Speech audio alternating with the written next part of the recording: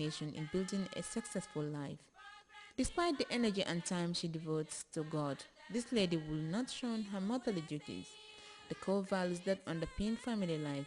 She does not only carry out domestic chores, but also interact and chat with the people she treasures most.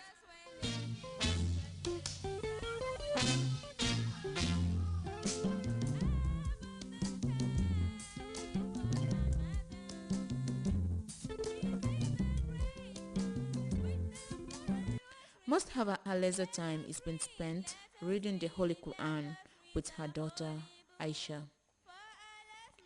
Her message to young aspiring Islamic scholars is simple: stay focused and keep reading the Holy Quran. Just that I would like to make all of them know that it is very important to acquire Quranic education, because to whatever education we may attain, that one will be left in this world. But when we acquire Quranic education, the Prophet of Islam said, خَيْرُكُمْ مَنْ تَعَلَمَ الْقُرْآنَ وَعَلَّمَهُ. The best amongst you is the one who learns the Quran and teaches it.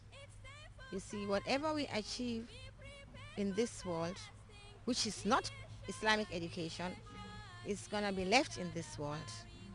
But if with Quran, when one dies, the only questions that will be asked in the grave is about the Quran and your creator. Who is your creator? What do you know about him? What can you tell us about him when the angels interview us in our graves? Who is your prophet? In which book did you believe in? Which of course is the Holy Quran. And questions will be asked about that Quran. Which religion did you belong to? It is Islam. Tell us about Islam. And you don't know. And when we enter our graves, we cannot come out again to learn. I always remind my friends, my family, about the verse in which Allah says, Alhaakumut takasur hatta zurtumul maqabir, kalla sawfa ta'alamun, summa kalla sawfa ta'alamun. Saying rivalry of worldly things, Allah is reminding us. Rivalry of worldly things have diverted people from the remembrance of Allah. Allah says, but wait until they visit the graves. Then they will come to know. Again, they will come to know. And when one enters the grave, there is no window or door that we can go out again to say, look, I'm going to learn now about my religion. So now that we are on earth, let us not wait until we enter into the earth, as Allah says, minha khalaqnakum wa fiha nu'idukum wa minha nukhrijukum taratan ukhra. From the earth we created you, and into the earth we shall return you. And then out of the earth you shall come again on the day of resurrection. So now that we are on the earth, let us try to make good use of ourselves and our time by trying to search for knowledge. The Prophet of Islam said, search for knowledge from the cradle to the grave. It is never too late. We hope to have you again and again and again on this program. Thanks for being there with us. Thank you. Life. You're always welcome to see me. Right. Thank you. Thank you very much. Yeah.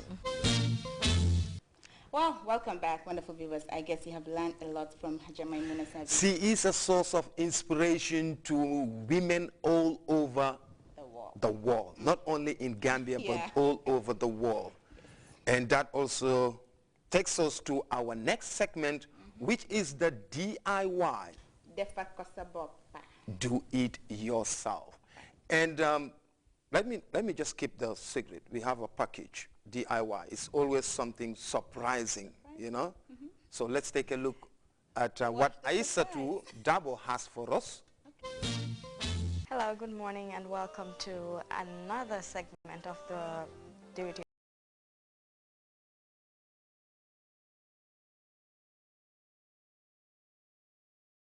tips on how to turn things you already have at home to something useful instead of throwing them in the bin or just living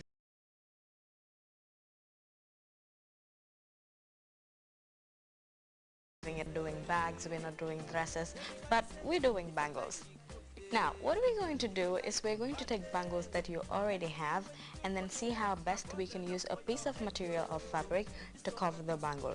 Now, most of the time you want to go out and then maybe you have a red bangle and then you want to wear another color which totally doesn't match with the color of your dress. Now, instead of buying another bangle, what you can easily do is just get a piece of fabric and then cover the bangle and make it in a very nice way. Design it the way you want and then, you know, do it the way you like it and then make it look all new. And as usual on the show, you'll need a few things before you can complete the item that you're going to make. And first of all, as I always say, my most important tool on the show, that is a pair of scissors. And you'll also need thread, you'll need needle, threaded of course, matching the color of the fabric that you're going to do, and then you're going to need a bangle. It depends on the kind of bangle that you want. It can either be a medium-sized bangle, it can be a big bangle. It depends on you. You decide what you want to do depending on what you have at home. Now, as I said earlier on, to do this you'll need a piece of material.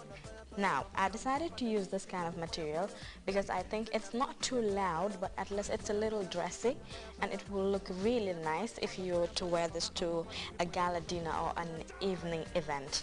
Now, I also got this kind of fabric, which is more or less like the new African prints that are out in the market. It has some little gold on it, but fortunately for me, I was able to get a fabric that has two sides looking all nice. Now you can either decide to use this part of it, which is the brown, which has some little of white and a little color of mustard, or you could also use the other side, which has some off-white colors and then some gold prints with hibiscus flowers and other shapes on it. Now let's get started.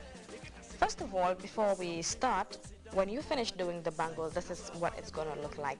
This is a bangle I made some time back at home, about 6 or 7 months ago, with an African fabric. This was the ashobi for the Women's Bureau. I'm sure some of you might recognize this kind of fabric. So it was just a bangle like this that I turned to something like this. But this is something you can wear during the day because it's an African fabric and it's not too, I can say, dressy. But this time we're going to do something that you can wear in the evening or something you can wear at night. So let's get started. First of all, you need to get a long strip of material like this.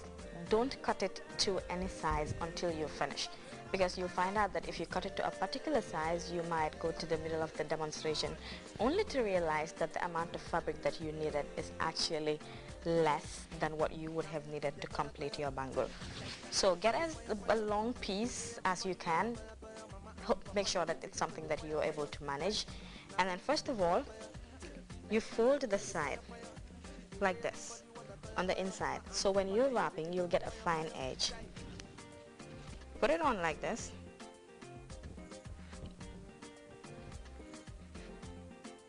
Make sure you press it and it stays in place, and then you roll. Take it inside. Okay, put it in.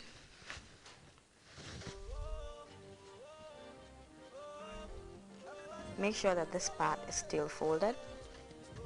Take it in again and then roll. Always remember to pull it so it will fit in a very fine way, like this.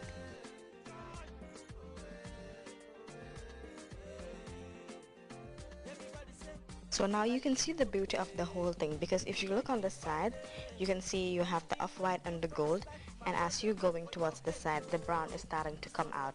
So this gives it a twist, and then you can see the different kind of colors that you can have when you're doing your bangle. So that just makes it all interesting. So I'll advise, if you're getting any kind of material, get something that has, let's say, more than one color, so you can always wear it with not just only one dress. Because with this, you can wear it with yellow, you can wear it with white, you can wear it with brown, you can actually wear it with 5 different colors of dresses. It can be a shirt. This will actually go very, very, very well with a white shirt. You can wear a blue pair of jeans, a white shirt, and then this will just do perfect with it. Let's continue.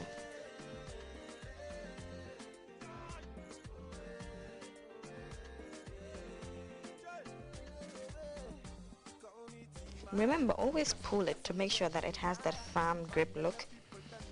So at the end of it all, you wouldn't have any excess material flying at the edge of the bangle. Okay,